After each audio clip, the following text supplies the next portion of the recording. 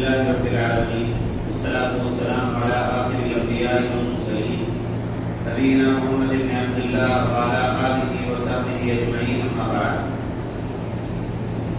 عن ابن عباس رضي الله عنه قال سمعني رسول الله صلى الله عليه وسلم إليه وقال اللهم علمه الحكمة وتأويل الكتاب. محترم بھائیوں، صحیح بخاری کتاب العلم سے ایک چھوٹی سی حدیث میں نے آپ کے سامنے پڑھی. حضرت عبداللہ ابن عباس رضی اللہ عنہ اس حدیث کے راوی ہیں. کہتے ہیں اللہ کے نبی صلی اللہ علیہ وسلم نے مجھے گلے سے لگایا، مجھے اپنے سینے سے لگایا اور یہ دعا دی اللہم علمہ الحکمہ، اے اللہ اس کو حکمت کا علم عطا فرما، وتأویل الکتاب اور قرآن کی تفسیر کا علم عطا فرما. صحیح بخاری کی دوسری روایت سے اس کا پس منظر ہم کو معلوم ہوتا ہے. دوسری روایت کیا ہے؟ اللہ کے نبی صلی اللہ علیہ وسلم ایک مرتبہ بیت الخلاء کے لیے گئے. جب واپس آئے آپ تو جہاں پر آپ صلی اللہ علیہ وسلم وضو کرتے تھے وہاں پر پانی کا برتن بھرا ہوا رکھا تھا تاکہ اللہ کے نبی صلی اللہ علیہ وسلم وضو کر لیں. تو آپ صلی اللہ علیہ وسلم نے پوچھا یہ برتن کس نے رکھا؟ حضرت عبداللہ ابن عباس نے یا کسی اور نے آپ کو خبر دی کہ یہ برتن حضرت عبداللہ ابن عباس نے برتن بھر کر رکھا ہے پانی کا، اس لیے تاکہ آپ وضو کر لیں. صحیح بخاری کی دوسری روایت میں اللہ کے نبی صلی اللہ علیہ وسلم کی دعا کے الفاظ ہیں اللہم فقہہ فی الدین، اے اللہ اس کو دین کی گہری سمجھ عطا فرما. دیکھیے عبداللہ ابن عباس رضی اللہ تعالیٰ عنہ کون ہیں؟ اللہ کے نبی صلی اللہ علیہ وسلم کے چچا زاد بھائی ہیں، چچا کے بیٹے ہیں. اور اللہ کے نبی صلی اللہ علیہ وسلم کو ان کے والد سے بھی بہت محبت تھی. حضرت عباس رضی اللہ عنہ یہ فتح مکہ کے موقع پر مسلمان ہوئے اور فتح مکہ سے پہلے اللہ کے نبی صلی اللہ علیہ وسلم کی ہجرت سے پہلے مکی زندگی میں مسلمان نہیں ہوئے تھے، لیکن مسلمانوں کے خلاف نہیں تھے. اللہ کے نبی صلی اللہ علیہ وسلم کے مددگار تھے. بدر کے موقع پہ جب یہ پکڑے گئے کافی زبردستی ان کو لے کر آئے تھے تو اللہ کے نبی صلی اللہ علیہ وسلم نے صحابہ کو تاکید کی تھی کہ خبردار عباس کا اگر کسی سے سامنا ہو تو عباس رضی اللہ تعالیٰ عنہ پر کوئی تلوار نہیں چلائے گا، عباس رضی اللہ تعالیٰ عنہ پر حملہ کوئی نہیں کرے گا، اس لیے کہ وہ اپنی مرضی سے نہیں آ رہے بلکہ وہ کافر ان کو زبردستی ان کو کھینچ کر لا رہے ہیں. تو ایک شخص نے کہا ایسا ہو سکتا ہے کہ ہم اپنے لوگوں سے لڑائی کریں اور عباس کو چھوڑ دیں، اگر عباس میرے سامنے آئے نا تو میں ان کے چہرے پر تلوار سے وار کروں گا. تو اللہ کے نبی صلی اللہ علیہ وسلم نے حضرت عمر رضی اللہ عنہ کی طرف دیکھا، اے عمر کیا اللہ کے نبی صلی اللہ علیہ وسلم کے چچا کے چہرے پر تلوار مانی جائے گی؟ حضرت عمر رضی اللہ عنہ نے اللہ کے نبی آپ چھوڑیے میں بھی دیکھوں اس کا کیا کرتا. تو ان کے والد سے بھی بہت محبت تھی اور ان کے والد فتح مکہ کے موقع پر مسلمان ہوئے. میں نے اس سے پہلے بھی ایک مرتبہ شاید جمعہ کے خطبے میں ایک بات کہی تھی کہ آج کے دور کا بہت بڑا فتنہ ہے کہ جو لوگ فتح مکہ کے موقع پر مسلمان ہوئے آج لوگ اس طرح سے بغاوت کراتے ہیں کہ یہ سب دل سے ایمان نہیں لائے تھے بلکہ ڈر کے مسلمان ہو گئے تھے. یہ بکواس بات ہے. بڑے بڑے صحابہ اس وقت میں مسلمان ہوئے اور اس کے بعد میں ان کی پوری زندگی آپ دیکھیں انہوں نے بہت سے دل سے اسلام کے اوپر کوئی استقامت انہوں نے رکھی اور اسلام کے لیے بڑی خدمات انہوں نے انجام دی. تو ان سے بہت محبت ہے، ان کے والد سے بھی، ان سے بھی بہت محبت ہے. اور ان کی وہ مشہور حدیث ہے جس میں اللہ کے نبی صلی اللہ علیہ وسلم کی سواری پر یہ سوال تھے، آپ کے ردیف تھے. آپ نے کہا یا غلام انی اعلمک کلمات، اے بچے میں تم کو کچھ چیزیں سکھاتا ہوں جو تمہارے کام آئے گی. احفظ اللہ یحفظک، احفظ اللہ تجد تجاہک. اللہ کے احکام کی حفاظت کرنا اللہ تمہاری حفاظت کرے گا اور تم اللہ کے دین کی حفاظت کرنا گویا تم اللہ کو بالکل اپنی آنکھوں کے سامنے پاؤ.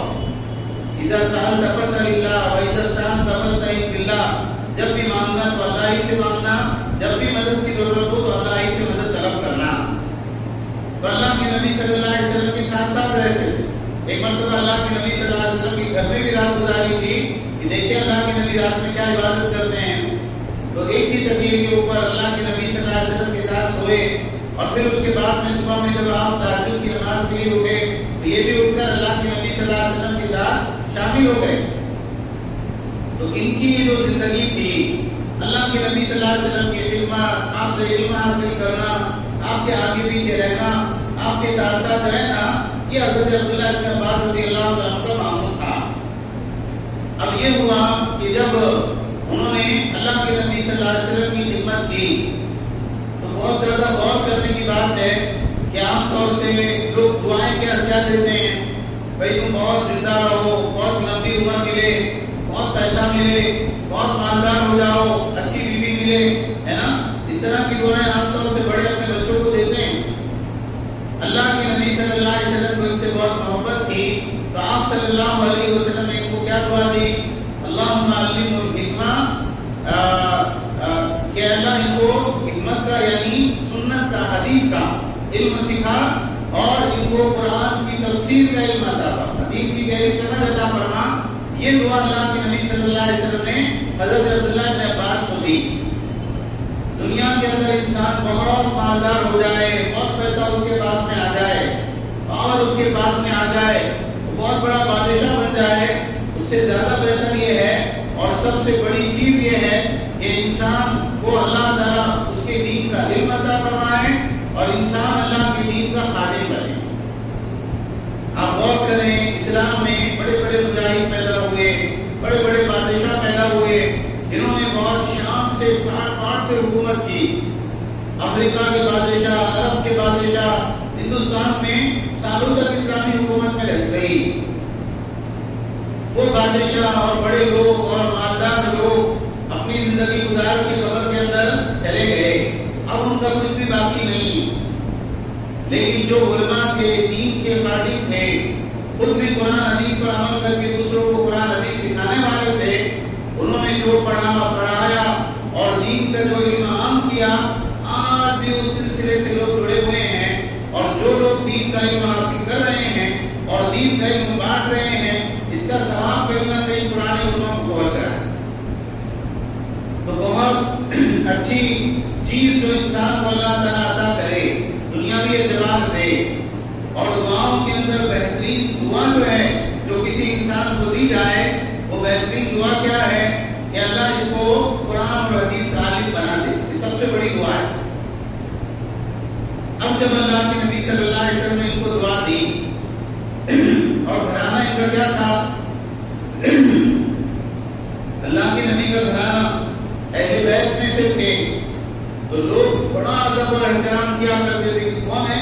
اللہ کے نبی صلی اللہ علیہ وسلم کے چچا زاد بھائی ہیں، اللہ کے نبی صلی اللہ علیہ وسلم کے خاندان کے لوگ ہیں. تو لوگ بالکل بہت خدمت، عزت، احترام میں آگے آگے.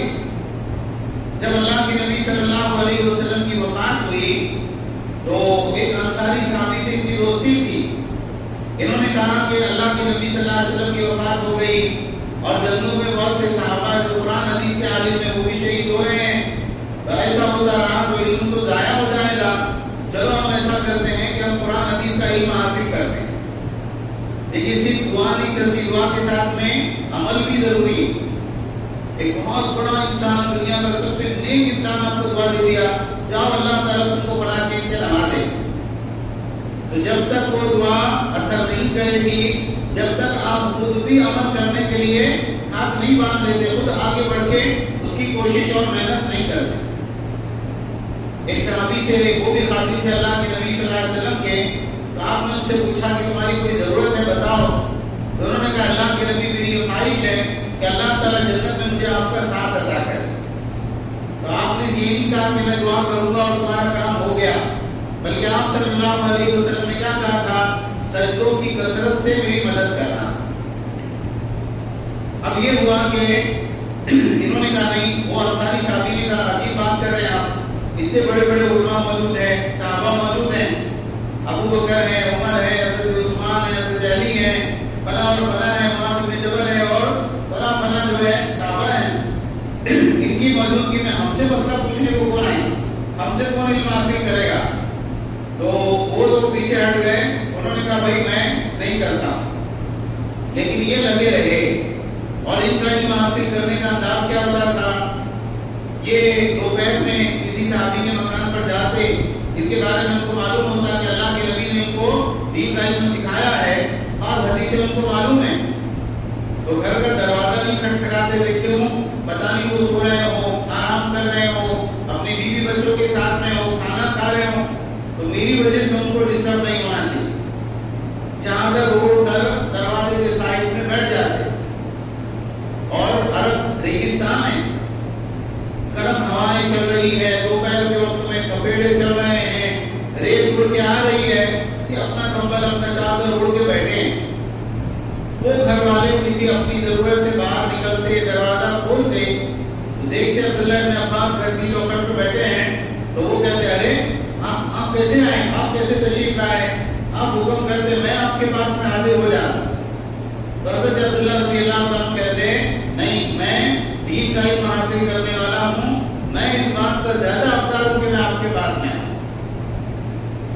تو فلاں سے علم سیکھا، فلاں سے علم سیکھا. یہ وہ زمانہ تھا جب دین کا علم مدون نہیں تھا. آج کی طرح کے سافٹ ویئر اور ایپ اور علماء کے آڈیو اور ویڈیو بیانات یہ تو بہت دور کی بات ہے. اس زمانے کے اندر کتابیں بھی نہیں ہوا کرتی تھی. تو اب کیسا ہے کہ دین کا علم حاصل کرنا ہے تو ایک مدرسے میں داخلہ لے لیے اور 8-9 سال پڑھ لیے، یا یہ ہے کہ آن لائن کوئی کلاس لگا لیے، ایسا کوئی سسٹم نہیں تھا. پھر 1000 لوگوں کو الگ الگ باتیں معلوم ہے، تو 1000 لوگوں کے پاس جانا، ان سے وہ بات یاد کرنا، پھر اپنی یادداشت کے لیے وہ سیاہی بنائی جاتی تھی. ایسا بازار سے آپ کو تیار پین نہیں ملتا تھا. کچھ چیزوں کا رنگ لے کے اس کو سیاہی بنانا، وہ درخت سے جو ہے وہ لکڑی چھیلنا، اور اس کے بعد میں اس کو جو بھی چیز میسر ہے، چمڑا ہے، ہڈی کا ٹکڑا ہے اور کاغذ ہے، اس کے اوپر اپنی یادداشت کے لیے اس کو لکھنا، اور لکھنے کے بعد میں اس کو سکھانا، اور سکھانے کے بعد میں کسی برتن میں اس کو محفوظ رکھنا، اور پھر اس علم کا مذاکرہ کرنا. یہ سارے مراحل زمانے کو ہوا کرتے تھے. تو سیکھا سیکھا سیکھا سیکھا، اس سے ملے اس سے ملے، طرح سے علم حاصل کیا. اور پتہ نہیں اس کے اندر کتنے مہینے اور کتنے سال لگے ہوں گے. لیکن ایک زمانہ کیا آیا کہ لوگوں نے، اہل علم نے اس زمانے کے عبداللہ ابن عباس کے بارے میں کیا کہا، حبر الامہ، یہ آدمی کون ہے؟ یہ اس امت کا سب سے بڑا عالم دین. اور اس کے بعد میں کیا ہوتا تھا، دور دور تک جہاں اسلام پھیلا تو بولے آپ کو علم حاصل کرنا ہے تو علم حاصل کرنے کے لیے آپ کو کہاں جانا پڑے گا؟ مدینہ منورہ. کون ہے؟ اللہ کے نبی صلی اللہ علیہ وسلم کی چچا حضرت عبداللہ ابن عباس ہے، جن کی مجلس درس رکھتی ہے. تو ہفتے کے جو الگ الگ دنوں میں انہوں نے باندھ رکھا تھا کہ آج کا دن کیا ہے، قرآن کی تفسیر کا ہے. تو درس کے اندر بیٹھے ہیں اور قرآن کی تفسیر سکھا رہے ہیں. حدیث آج کا دن کا کون سا ہے؟ حدیث کا ہے. آج حدیث سکھائی جا رہی ہے، آج وراثت کا علم سکھایا جا رہا ہے، آج حلال و حرام کا علم سکھایا جا رہا ہے. اور دور دور سے لوگ مدینہ آ رہے ہیں اور ان کی درسگاہ میں، ان کے مدرسے میں داخل ہو کر ان سے دین کا علم حاصل کر رہے ہیں. دین کا علم بہت بڑی چیز ہے. میں یرید اللہ بہ خیرا یفقہہ فی الدین، اللہ جس کے ساتھ خیر کا ارادہ کرتا ہے اس کو دین کی گہری سمجھ عطا فرماتا ہے. ایک انسان کو دین کا علم مل جائے اس سے بڑھ کے اور کچھ نہیں چاہیے. اور دین کے الگ الگ شعبے، بھئی کوئی آدمی ہے جو میدان جنگ میں جائے گا، کوئی آدمی جو ہے وہ اور دوسرا کوئی کام کرے گا، کوئی اور دوسرے محنت کرے گا، کوئی رفائی اور سوشل کام کرے گا. دین کے جتنے شعبے ہیں ان میں سب سے بڑا اور سب سے اہم شعبہ کون سا ہے؟ علم دین کو حاصل کرنا، اس کے مطابق عمل کرنا اور وہ دین کے علم کو دوسروں کو سکھانا. ابو ہریرہ رضی اللہ تعالیٰ عنہ کے حالات ہم پڑھتے ہیں کہ آخر دور میں اللہ کے نبی صلی اللہ علیہ وسلم کے پاس آئے. اور اس کے بعد میں اتنے سارے لوگ تو پڑھا کے نکل گئے اور کچھ لوگوں نے دین کا علم حاصل کر لیا اور میں پیچھے رہ گیا. تو اب میں کہیں بھی گیا تو میں محروم ہو جاؤں گا، اتنا حصہ میرے سے مس ہو جائے گا. تو کیسا ان کا حال ہوتا تھا؟ مسجد نبی کے اندر رکے ہوئے ہیں، اللہ کے نبی جب بھی آئیں گے صحابہ کے درمیان میں بیٹھیں گے تو میں ان کے پاس بیٹھ کے دین کا علم حاصل کروں گا.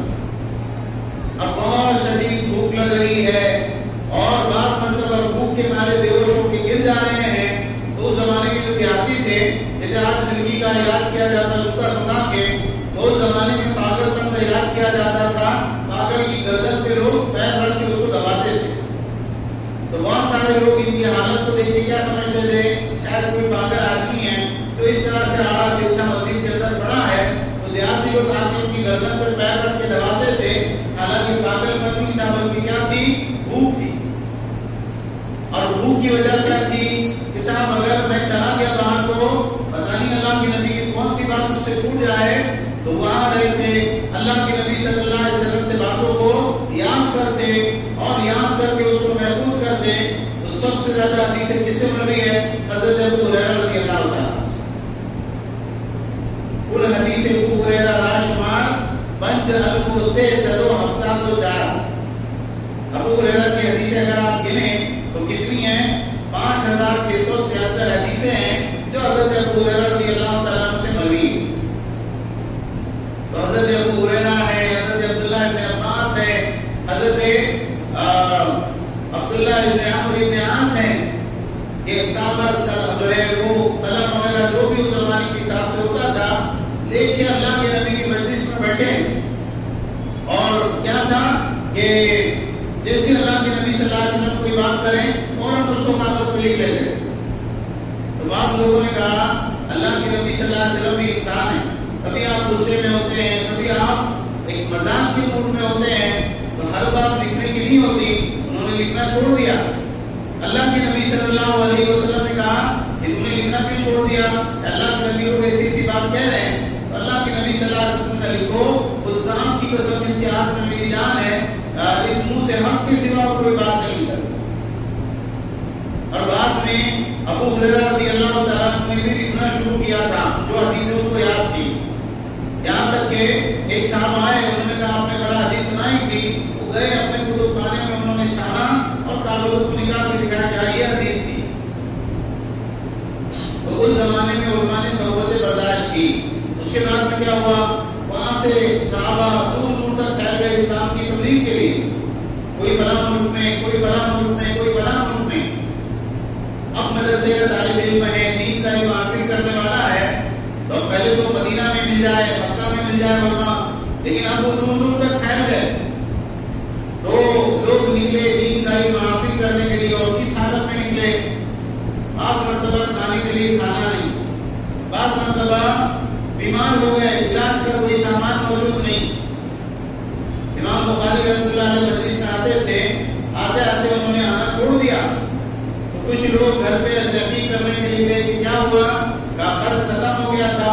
تو یہاں تک نوبت آ گئی تھی کہ کھانے کے لیے جسم کے کپڑے بھی اتار کے ان کو بیچ دینے پڑے. تو آپ غور کریں گے نا علم حاصل کرنے والے لوگوں کے حالات کو، تو ائمہ نے، محدثین نے، علماء نے بہت دشواریاں، بہت مشقتیں برداشت کی، لیکن برابر مستعدی سے انہوں نے علم حاصل کیا. ہر تکلیف انہوں نے برداشت کی. امام ابو حنیفہ رحمۃ اللہ علیہ کے شاگرد ہیں قاضی ابو یوسف. تو ان کے بارے میں ایک واقعہ مشہور ہے، حنفی علماء اس کو بیان کرتے ہیں، اللہ عالم. تو ان کے بارے میں مشہور ہے کہ ان کی والدہ جو تھی قاضی ابو یوسف کی، وہ ایک گوبند تھی، کپڑے دھونے والی. اب گھر کے حالات بہت خراب تھے، تو ان کی والدہ نے ان کو ایک دکان میں کام پہ لگا دیا، لیکن ان کا دل نہیں لگتا تھا کام میں، ان کو دین کا علم حاصل کرنا تھا. تو یہ وہاں سے نکل کے آتے اور امام ابو حنیفہ کی مجلس میں بیٹھ جاتے. تو ایک مرتبہ ان کی والدہ ڈھونڈتے ہوئے آئی اور انہوں نے ان کو پکڑا، اور اس کے بعد امام ابو حنیفہ رحمۃ اللہ علیہ کو بہت کڑی ٹوٹی سنائی کہ آپ یہ بچے کو لے کے بیٹھے ہو پڑھانے کے لیے، اور ہمارے گھر کا تو یہ حالات ہے، اور ہمارے گھر کا خرچہ بھی پورا نہیں ہو رہا، اور آپ اس بچے کو ہنر سیکھنے کی بجائے آپ اس کو پڑھنے پڑھانے میں لگا رہے ہیں. تو انہوں نے کہا اس زمانے کا ایک بہت اچھا کھانا ہوا کرتا تھا، زیتون کے تیل میں کوئی چیز بنتی تھی. انہوں نے کہا آپ جاؤ وہاں، آپ کیا یہ بچے کی فکر کر رہے ہیں، ایک زمانہ ہوگا کہ یہ بچہ دسترخوان پہ بیٹھ کے فلاں کھانا کھائے گا. اور اس کے بعد میں انہوں نے کیا کیا، اپنی طرف سے ان کا عقل باندھ دیا کہ اچھا وہ دکان والا اتنے پیسے دیتا، اتنے پیسے دیتا، آپ میرے سے لے کے جانا ایک بچے کو پڑھنے. اس کے کے بعد میں خلیفہ ہارون رشید کے ساتھ میں ایک مرتبہ وہ دسترخوان پہ بیٹھے تو خلیفہ نے وہ کھانا منگایا کہ یہ کھائیے حضرت، یہ عام کھانا نہیں ہے بلکہ زیتون کے تیل میں فلاں چیز بنتی ہے اور بہت یہ قیمتی اور نایاب چیز ہے۔ وہ رونے لگے کہ اللہ امام خلیفہ رحمہ اللہ پہ رحم کرے، انہوں نے مجھ میرے بارے میں یہ بات کہی تھی، دیکھیے اللہ نے آپ وہ بات سچ ثابت کر دی۔ تو بہت اس بارے میں آپ دیکھیں گے نا، علماء نے بہت حالات برداشت کیے اور دین کا علم حاصل کیا بہت قربانیوں سے، بہت مشقتوں سے۔ آج کے دور میں جو مدرسے ہیں تو مدرسوں کے اندر تو آج بہت ایک لگژری لائف اسٹائل ہے اس زمانے کے مقابلے میں۔ ایک زمانہ ہوتا تھا کہ دین کا طالب علم ہوتا تھا تو وہ کوئی مسجد ہے جہاں پہ عالم صاحب درس دیتے، تو وہ کیا کرتا تھا، آتا اور آنے کے بعد میں کہیں پر اپنا ٹھکانہ بنا لیتا، کوئی اجرا کوئی کمرہ، اور یا تو محلے کے لوگ اس کو کھانا دے دیا کرتے یا وہ محنت مزدوری کرتے اپنا کھانا کماتا اور اس کے بعد میں خالی وقت میں درس میں آ کے بیٹھتا۔ کیا وجہ ہے اس چیز کی؟ اس کی وجہ یہ ہے کہ علم دین ایسی تجارت ہے جس میں نقصان اور گھاٹا نہیں۔ اللہ کے نبی صلی اللہ علیہ وسلم نے فرمایا خیرکم من تعلم القرآن وعلمہ، تم میں سب سے بہترین شخص وہ ہے جو قرآن کو سیکھے اور اس کے بعد میں لوگوں کو سکھائے۔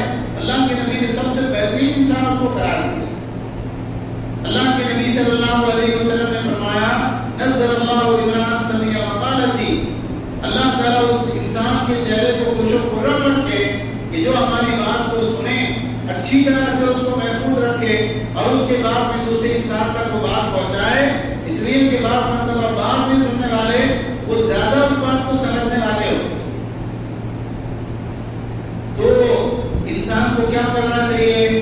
اپنے اوقات میں دین کا علم حاصل کرنے کے لیے باقاعدہ ایک وقت متعین کرنا چاہیے۔ اب شیطان کا مبادلہ کیا معلوم ہے آپ کو؟ مسلمانوں میں دین کی دعوت دو، غیر مسلموں میں دین کی دعوت دو، رفائی کام کرو اور فلاں اور فلاں کام کرو اور سوشل ورک کرو اور اسکول بناؤ اور کالج بناؤ اور مسلمانوں کے روزگار کی فکر کرو، اور بہت ساری جماعتیں اور بہت سارے لوگ میدان میں اترے ہوئے۔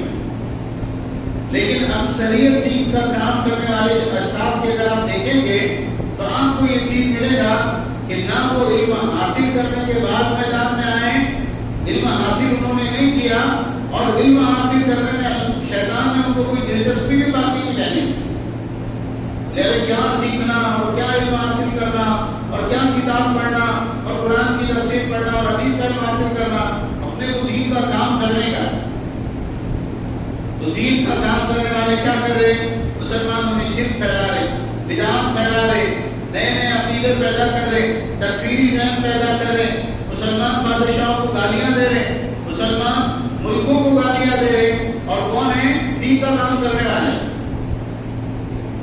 تو ہماری کوشش اور کاوش کیا ہونا چاہیے؟